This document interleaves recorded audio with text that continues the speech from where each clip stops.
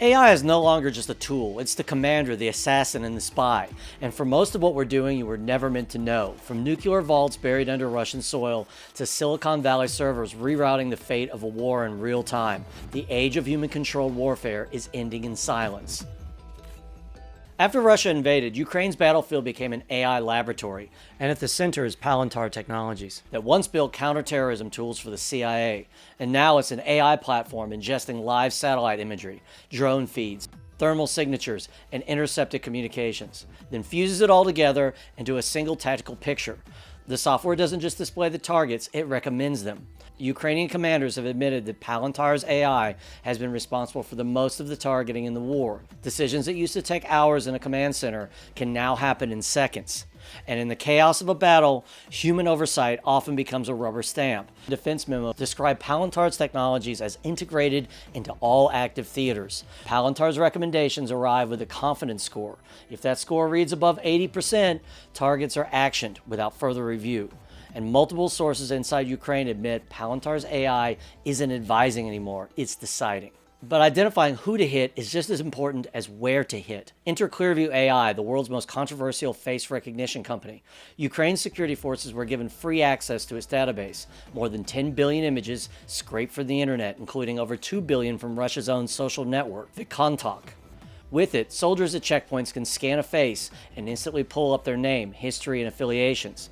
Officials say it's been used to identify over 230,000 Russian personnel and collaborators. It's a powerful psychological weapon, and identified soldiers' families get calls informing them of their loved ones, sometimes before official notification.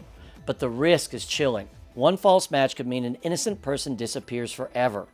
Thanks for watching. We really appreciate it. Subscribe for more deep dives into the future of intelligence, AI, and humanity. In 2023, DARPA crossed a line that aviation had only imagined. They loaded an autonomous AI pilot into an F-16 test jet, an X-62A Vista, and it sent into real time a dogfight against a human pilot.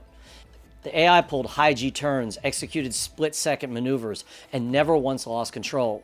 The human safety pilot sat in the cockpit, ready to grab the stick if things went wrong. Air Force officials won't say who won, but they're clear on one thing. In the war of the future, if you wait for a human to make a decision in a dogfight, you've already lost. Engineers monitoring the telemetry said the AI's reaction time was sub-perception, executing defense and counterattack moves before the human pilot even registered the incoming move. An Air Force official told us, if the machine's in the loop, you can't win. And if the machine's out of the loop, you die even faster. In 2018, Russia's Uran-9 robotic tank was deployed to Syria, armed with anti-tank missiles and autocannons. It was meant to be an unmanned hunter. Instead, it kept losing contact with its operators, sometimes for more than an hour, and its targeting systems failed to detect threats beyond 2 kilometers. The Uran-9 robotic combat vehicle was hailed as unstoppable.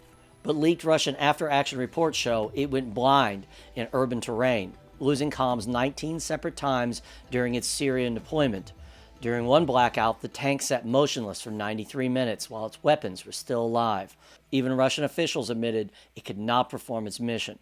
Commanders quietly pulled a Uran-9 from the front, citing maintenance rotation. They've never returned.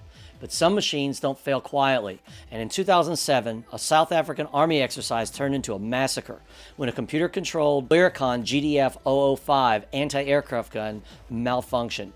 It swung in full circle, firing hundreds of explosive rounds in seconds. By the time it stopped, 9 soldiers were dead, 14 were wounded, and the cause was suspected to be a software glitch. No one had time to intervene.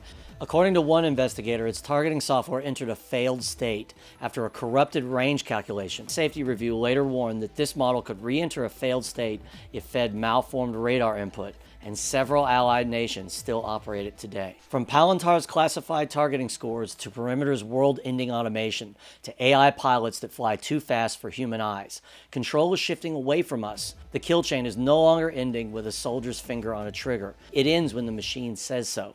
And that decision, whether it's a dusty Ukraine trench or in a missile silo in Russia, is already being made without you.